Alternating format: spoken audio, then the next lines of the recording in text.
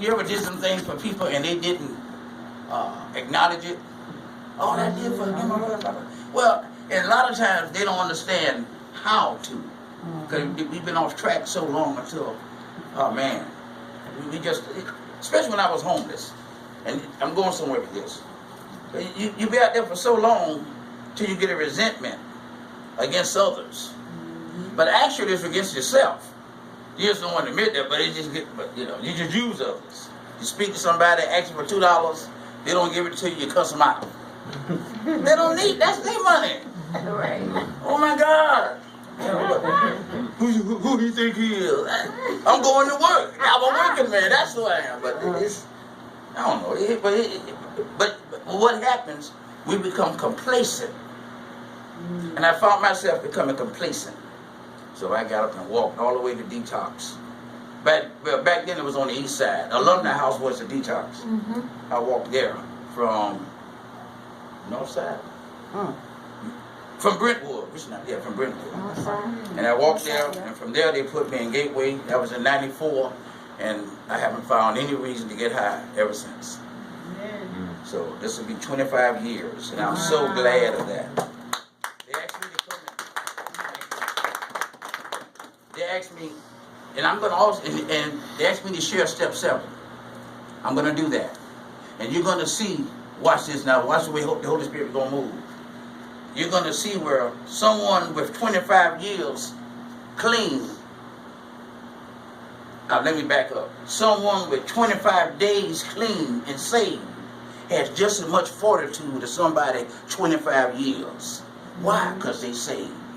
Once they got saved, all that stuff was nailed to the cross. May not realize it. They got to work out that. Y'all going to hear this. Yeah, you do see.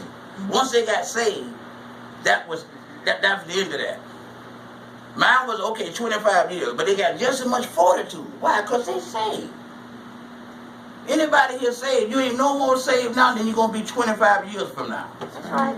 Saved is saved. Once saved, always. Yeah, you just have to work it out, study your word, and grow in God. And that Holy Spirit he was talking about, that's going to give you that power to do what? To do what? To beat addiction. Any addiction. They asked me to come share step 7. And step 7 goes like this. We hung, how much time I got, Chief? He always coming in. Yeah, I need, 30 minutes? Yeah, 30 minutes. Good. We humbly ask God to remove our shortcomings. And when I read that, at the end of it, in the big book, it says, you have completed step 7. And this is one of the shortest steps. Yes. It is the shortest. We humbly ask God to remove our shortcomings, or Him to remove our shortcomings. And it says ask. That's past tense. Now, chances are you did it around step 3 or 4. Because actually, when I was doing step work response C's, that's when I started praying. Now, step 7 is called the prayer step. There's the prayer that goes with it. But when I was doing my step work with the guys, it was always early. Heck, my sponsor had me praying on step 1. We want to ask God to remove our shortcomings. So shortcomings jumped out at me. Now, watch this. Shortcomings and character defects are synonymous. The definition is about the same. This is step 7 now. And character defects, that's what you're asking Him to remove. The root, and the definition of it was this. It's the root of the individual's disease, addiction. The root of the individual's disease was their, watch this, habit of holding on to unhealthy actions. Long enough causing an unhealthy mindset. I'm reading it again. It's the root of the individual's disease. We know which was their habit. Why? I did something long enough, I did something long enough till I got off track, till it became a habit. That's all. You did something long enough till it became a habit. And once that happens, and this is a character defect, it was just second nature to you. Right. Now here's some examples. Resentment, dishonesty. These are easy ones. Selfishness, lying, arrogance. Now arrogance is the worst. Because when we get sober, if there's anything gonna send us back over the edge of using, it's gonna be arrogance. We started getting high and or drinking because of arrogance. Listen to me. It wasn't necessarily the dope boy, it was arrogance.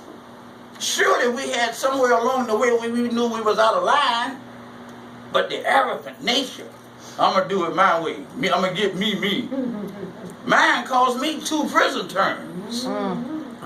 Yeah, and I was on my way back for a 3rd. I think I was looking at 76 years. I wouldn't have met y'all. I'd have still been up there. Colorado Pier. Whoa. Wow. I had formed a habit, and the arrogance was so set in. Even after a failed military career, I still didn't see the writing on the wall. Came out of prison and started robbing hotels. Who does that? Anyway, they called us with they caught up with us. They were gonna put us away. I did 10 years for that. Well, 5 on 10. Got out, cut somebody up in a card game, and they charged me with attempted murder. That's when they're gonna give me 76 years. I was like, dang, I ain't kill him. But it's the habit. What was I holding on to? This is good. The arrogance, because I had a temperament, and it was just ugly. Now, I wasn't an arrogant drunk. I was just somebody who want to play cards and have fun. But once I get over the edge, then it's worse. Then it's bad. Resentments, dishonesty, selfishness, lying, arrogance. And the arrogance was so thick that I couldn't see righteousness. And I'm going to use that, oh my God, the Holy Ghost, I'm going to use that as an example. They were going to give me 10 to 32 for cutting them up. Now watch God. They say, yeah, now, I said, I'm going to go to trial because it's self-defense. He hit me and I cut him. That's what happened. They like, you went too far. They say, well, what you want to plead out? Plead guilty, we'll give you 32. Nah, plead guilty and we'll knock off the 32. Nah, that ain't good enough. What do you want? I want to go home. They say, take it to trial, and if you lose, you're going to get 40. Colorado, life is 40, period. So you're going to do the 32, then start on the 40. 1 month, I got it for sake of time. 1 month before the trial, they had been coming down. But 1 month before the trial, the guy cut up, he done got well now, and he got arrested. Statutory rape on a young girl. And he had some dope on him. That made me look like a choir boy. I pleaded guilty to fighting. And the 8 months I did in jail was time served on the year, and I went home. Look at God. Look at God. Who comes down from attempted murder to a year? God. Now watch this. Here's the kicker. Randy, I wasn't even saved. And all along then, since I thought I was luck. No, that wasn't luck. That was mercy. That was mercy. Now I'm saved. That's grace. By grace are ye saved. That's right. And I look back, I said, oh, that was God then. I didn't know that. Then my addiction kicked in. You sold our guns for dope. You know the rest.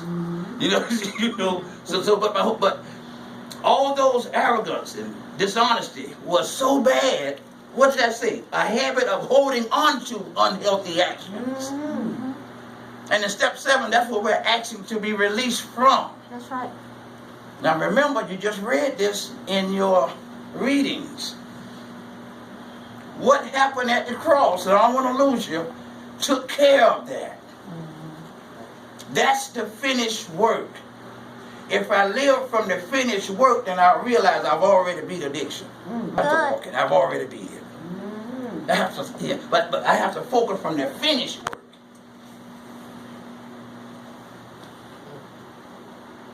Here's the next point.